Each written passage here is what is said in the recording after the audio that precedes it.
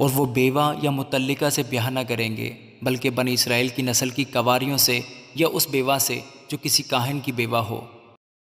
خداوند کے زندہ اور پاک کلام میں سے حزقیل اس کا 44واں باب۔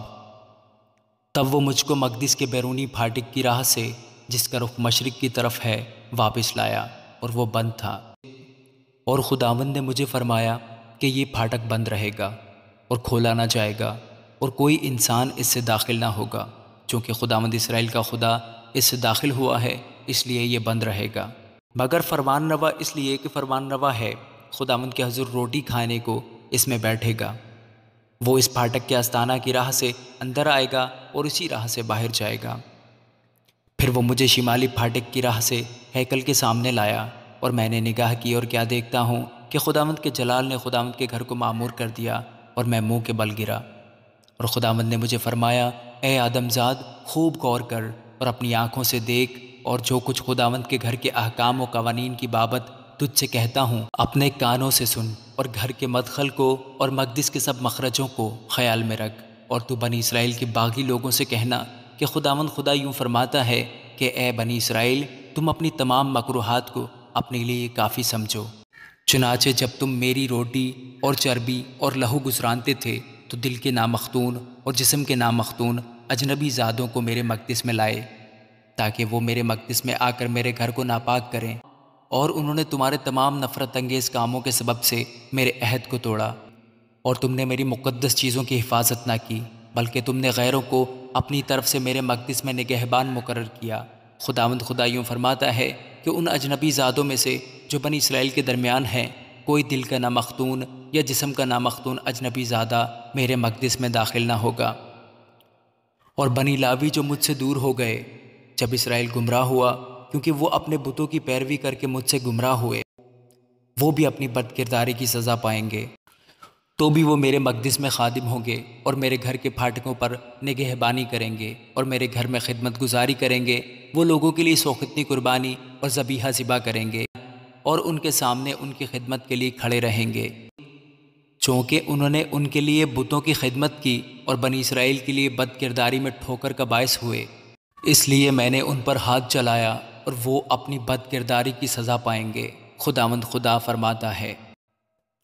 اور وہ میرے نزدیک نہ آ سکیں گے کہ میرے حضور کہانت کریں، نہ وہ میری مقدس چیزوں کے پاس آئیں گے، یعنی پاک ترین چیزوں کے پاس، بلکہ وہ اپنی رسوائی اٹھائیں گے اور اپنے گھنونے کاموں کی جو انہوں نے کیے ہیں سزا پائیں گے۔ تو بھی میں ان کو ہیکل کی حفاظت کے لیے اور اس کی تمام خدمت کے لیے اور اس سب کے لیے جو اس میں کیا جائے گا نگہبان مقرر کروں گا۔ لیکن لاوی کاہن یعنی بنی صدوق جو میرے مقدس کی حفاظت کرتے تھے، جب بنی اسرائیل مجھ سے گمراہ ہو گئے، میری خدمت کے لیے میرے نزدیک آئیں گے اور میرے حضور کھڑے رہیں گے، تاکہ میرے حضور چربی اور لہو گزرانے۔ خداوند خدا فرماتا ہے، وہی میرے مقدس میں داخل ہوں گے، اور وہی خدمت کے لیے میری میز کے پاس آئیں گے اور میرے امانت دار ہوں گے۔ اور یوں ہوگا کہ جس وقت وہ اندرونی صحن کے پھاٹکوں سے داخل ہوں گے تو کتانی پوشاک سے ملبس ہوں گے، اور جب تک اندرونی صحن کے پھاٹکوں کے درمیان اور مسکن میں خدمت کریں گے کوئی اونی چیز نہ پہنیں گے۔ وہ اپنے سروں پر کتانی امامے اور کمروں پر کتانی پائجامے پہنیں گے، اور جو کچھ پسینے کا باعث ہو اسے اپنی کمر پر نہ باندھیں۔ اور جب بیرونی صحن میں یعنی عوام کے بیرونی صحن میں نکل آئیں تو اپنی خدمت کی پوشاک اتار کر مقدس حجروں میں رکھیں گے اور دوسری پوشاک پہنیں گے، تاکہ اپنے لباس سے عوام کی تقدیس نہ کریں۔ اور وہ نہ سر منڈائیں گے اور نہ بال بڑھائیں گے، وہ صرف اپنے سروں کے بال کترائیں گے۔ اور جب اندرونی صحن میں داخل ہوں تو کوئی کاہن مے نہ پیے، اور وہ بیوہ یا مطلقہ سے بیاہ نہ کریں گے، بلکہ بنی اسرائیل کی نسل کی کنواریوں سے یا اس بیوہ سے جو کسی کاہن کی بیوہ ہو۔